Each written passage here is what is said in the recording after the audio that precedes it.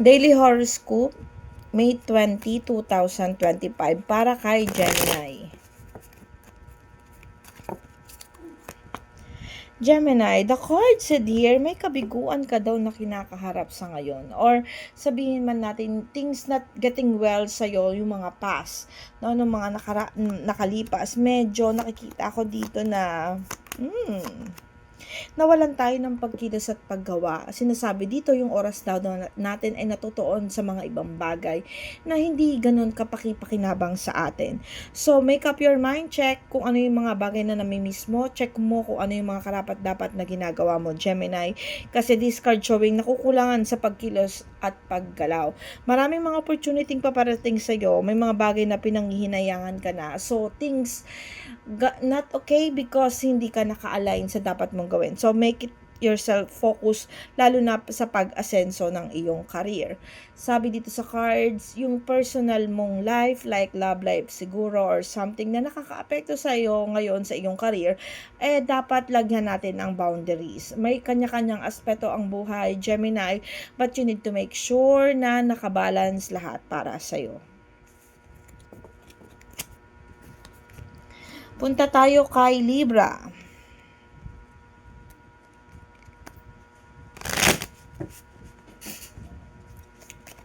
Libra, the card said here, you're still guided ni universe. Napakaganda ng cards ni Libra. Nakikita ko dito yung nagiging success naman o nagiging umaayon sa'yo si universe. Nag-grab mo yung mga opportunity, nagiging maganda yung pasok sa'yo ng araw sa ngayon. And then nakikita ko dito, nagiging okay, but you need to make sure yung mga taong pinagkakatiwalaan mo o yung mga taong related sa'yo, sabi dito sa cards, no? May betrayal cards ka. You need to make sure na tama yung mga taong pagkakatiwalaan mo o yung mga decision na gagawin mo towards sa ibang tao. But overall, nakikita ko you're still guided ni universe, nakita ko yung wheel of fortune dito, magbubunga daw ng maganda yung mga bagay na pinaghihirapan mo o mga bagay na pinagsisikapan mo. Sabi dito, wish granted ka, yung mga bagay na ginagawa mo regarding sa finances mo magiging maganda. So, tuloy-tuloy lang. Kung ikaw isang Libra na gusto maghanap ng trabaho ngayon, ay ang magandang panahon para sa iyo o araw para mag-continuous or mag-grab yung mga opportunity na gusto mo. Punta tayo kay Aries. Wait lang, may nahulog na.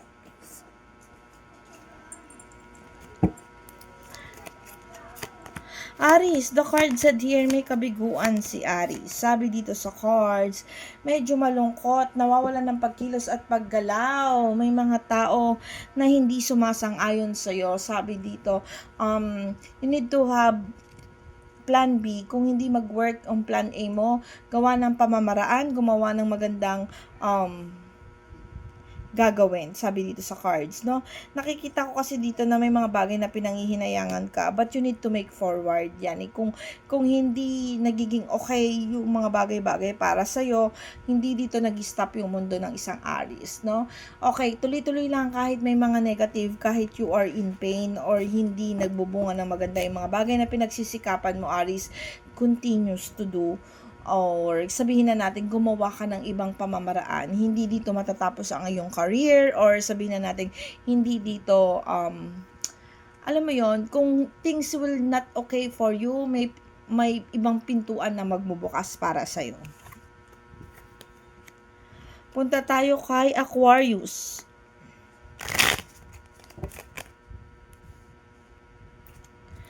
Aquarius, the card said here, okay. Sabi dito, may lack of finances man, may mga bagay naman daw na hindi nagagawa ng way pagdating sa financial, but you need to grab the opportunity na darating sa'yo.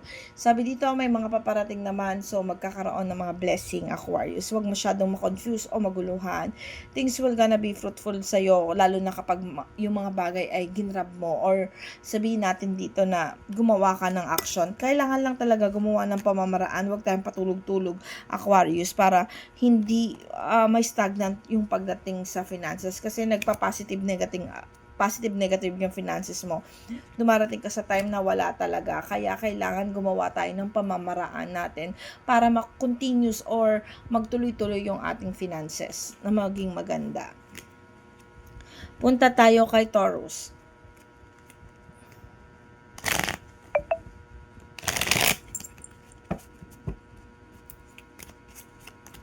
Taurus, the card said here. The card said here, yung mga kaguluhan daw na paparating. O kung meron man conflict sa'yo ngayon, may problema ka man kinakaharap. Sabi dito, huwag ka daw mag-alala. Matatapos daw yon. Yung mga bagay, masusolusyonan mo daw yung mga bagay-bagay. Sabi dito sa cards, matatapos yung awayan, yung gulo. Sabi dito sa cards, may mga paparating sa yung blessing, may paparating sa yung swerte. So, kailangan maghinay-hinay tayo sa mga desisyon na gagawin natin, Taurus, at i-grab natin yung mga opportunity na paparating pa sa atin. Huwag ka mag-alala, masusolusyonan kung ano yung kinakaharap na problema mo, lalo na pagdating sa finances.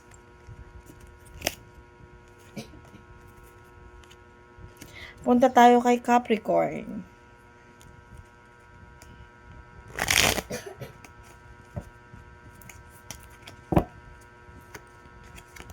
Capricorn, sabi dito sa cards. Okay.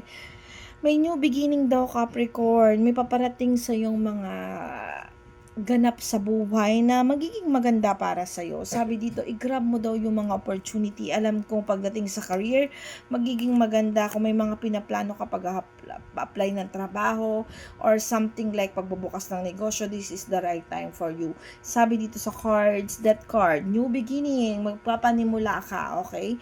Magiging maayos at magiging smooth daw yung mga bagay na ginagawa mo pagdating sa finances. Sa relationship, tuloy-tuloy naman, ilaban lang daw, magiging maganda rin, magiging maayos.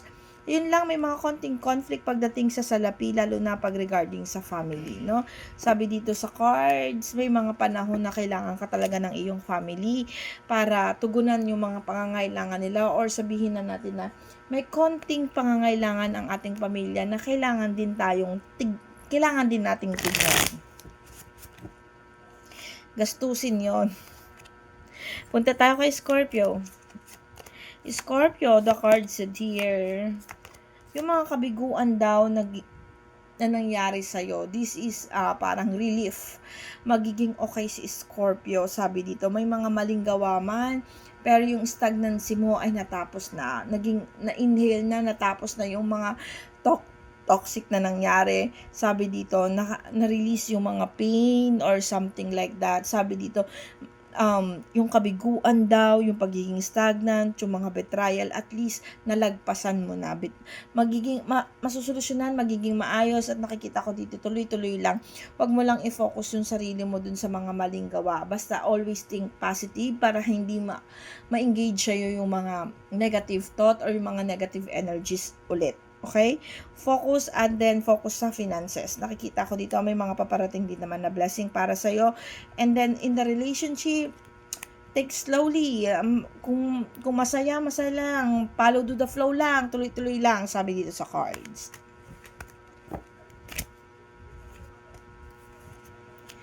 Punta tayo kay Sagittarius.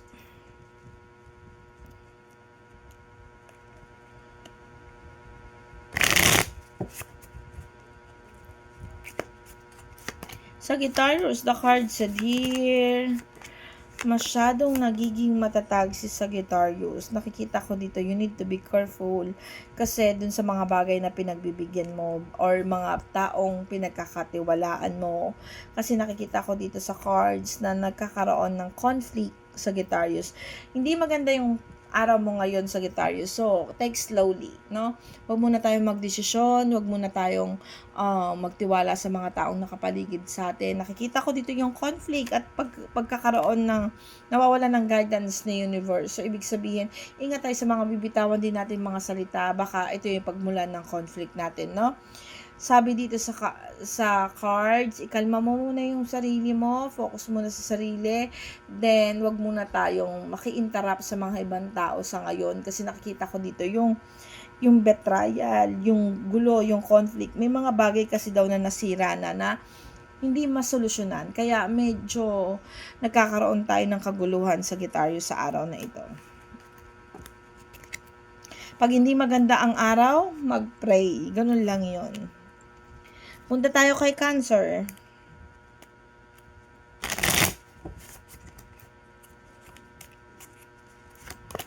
Cancer, the card said here, okay, kung merong mga tao na inaasahan mo na nandiyan para sa'yo or something like a relationship or someone who can lay on, wag daw muna tayo masyadong mag-expect, baka daw magkaroon tayo ng disappointment sa araw na ito. Although, nakikita ko dito na you're still guided ni universe, may mga pagkilos at paggalaw ka. Pero huwag tayong umasa sa ibang tao, Cancer, kasi nakikita ko dito yung parang madidismaya ka sa araw na ito. Kaya much better na do it by yourself kung ano yung gusto mong gawin. Kung may mga bagay na inaasahan ka, huwag mo munang asahan sa araw na ito. Then, nakikita ko dito, tuloy-tuloy lang yung pagkilos at paggalaw, lalo na pagdating sa finances. Leo.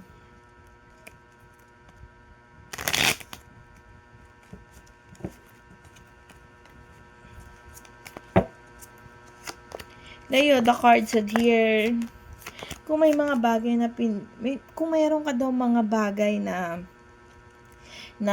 gagawin like pag-travel, paglipat ng trabaho, i-pursue mo daw ito. Sabi dito sa card, isang matalinong pagdedesisyon ito, yung paglisan o paglayo or pag-transit. Nakikita ko dito may mga bagay daw talaga na binibitawan, may mga bagay na iniiwan to be able to grow, no? Sabi dito sa cards, para magkaroon daw ng kakayahan tumulong o magbigay, may mga bagay daw kasing dapat sinusukuan na. So kung ito ay pumapasok sa iyong relasyon or relationship, kung alam mong hindi na worth it sa iyo yung isang tao, bitaw ka na. And then kung ito naman ay pumapasok sa iyong finances at gusto mo mag-explore pa ng ibang work, minsan talaga ganoon. Basta kailangan ano ba to, Leo, may mga bagay na binibitawan to be able to success. Hindi talaga natin pwedeng i-grab lahat ng opportunity or panindigan kung ano yung meron sa atin ngayon. Kung gusto nating mag-grow, kailangan mag-step up tayo. Yun yung sinasabi dito sa cards. And this is the right time for you to establish, para mag-isip or gumawa ng isang desisyon para sa ikabubuti mo or para mag-grow ka, lalo na pagdating sa finances. Kasi nakikita ko dito finances. Okay, Virgo.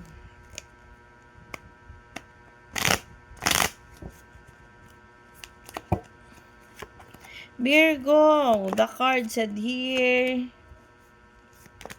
okay, sabi dito sa cards, dumating man yung mga pagsubok mo sa buhay, like hindi naging pabor sa'yo si universe ng mga nakaraang panahon o nakaraang araw. Sabi dito, tapusin mo daw yung pagiging stagnancy mo pagdating sa pera. So kung ikaw ang isang Virgo na walang trabaho, this is the right time for you para maghanap.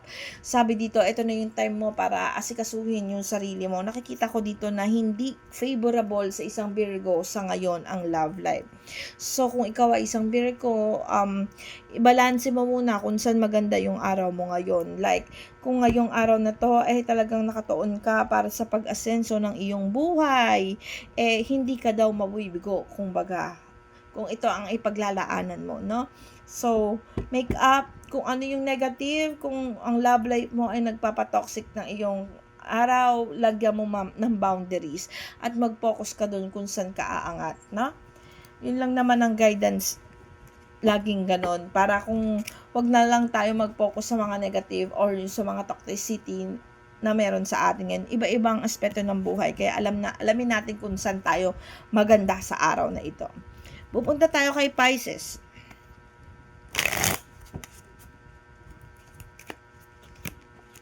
Pisces, nawawalan tayo ng guidance ni universe, but still we are happy, no? Sabi dito, you're still guided ni universe. Kung meron mang kakulangan pagdating sa salapi, huwag ka mag-alala. Nakikita ko dito magiging masaya pa rin. Ito yung kagandahan kay Pisces, no? Yung parang nakikita ko dito na hindi niya masyadong pinapahalagahan yung mga materialistic sa araw na ito, no? Nakikita ko dito sa card, you still guided ni universe, masaya ka pa rin daw kahit may mga taong nanguhusga sa'yo. At pagdating sa pananalapi, nakikita ko nagde-negative. So, konting higpit muna sa iyong bulsa, wag muna magpadalos-dalos.